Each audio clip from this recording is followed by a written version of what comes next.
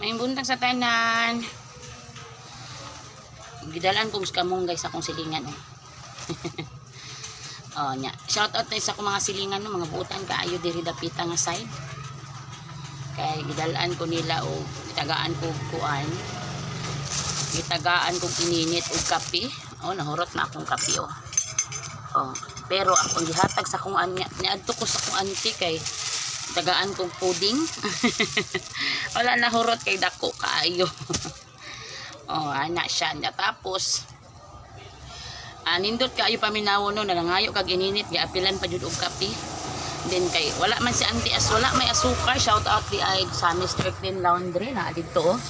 Pakita na ko sa inyo haon niya. Ay kana oh, kanang blue nga karatula nga Mr. Clean Laundry. Oh, shout out kay Auntie Emily Imurada nga naghatag sa kong kape ug ininit. Initan jud ko niyag tubig guys. Baga kay gnong si Inday no, nangayo ba.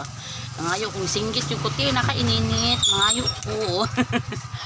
Oh, ingana ako mga silingan diri niya.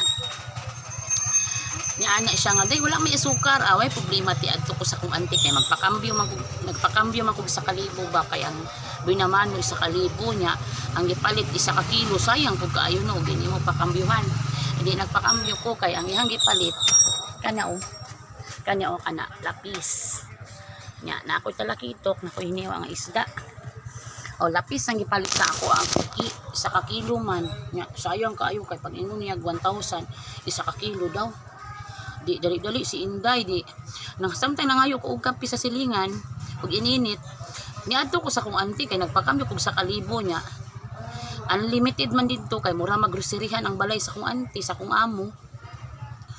Mo na siya akong ginakumprahag isda. Shout out kay Auntie Marites Cabrera sa Marites de Jesus.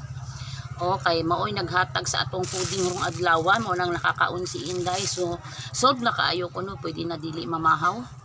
Basta makakapi ko di na gyud ko ganahan na mahaw ba. Muso okay na ko nga di ko kapamahaw basta naalang gyud kape. O ingana kanindot kay mas dili man gud ko wala pag kay ko naanad ba nga sayo gani mamahaw. Dili pareha sa ako ang partner na sayo nagapamahaw sa ilaha kay ilang papa nagalakaw man og sayo so sayo magluto ilang papa. Pero si mama nako sa una manggod bisag akong papa kad masayo pa jud sa ilahan no kay kadlawon no baya mata akong papa kay managat biya akong papa akong amahan no. So sayo kay na si mama maglungag og pamahaw. Pero ang akong mama manggod bisan tuon nagdako siya sa bukid. Wala siya ingon nga dili gyud siya ingon na mamahaw og sayo kay ang hilig sa kong inahan pamainit like putumaya, kape, mga kutsinta ingana ba niya at